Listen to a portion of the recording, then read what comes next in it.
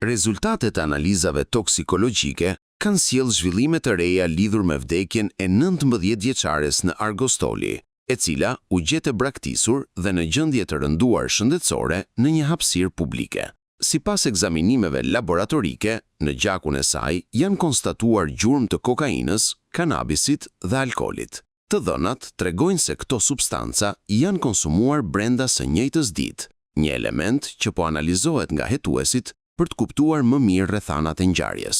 Ngjarja ndodhi pasi e reja kishte qëndruar më herët në një ambient hoteli, ku dyshohet se ka konsumuar lëndët e sipërpërmendura. Më pas, ajo u gjete braktisur në një shesh, në gjendje të rëndë shëndetësore, pa marrë ndihmën e nevojshme.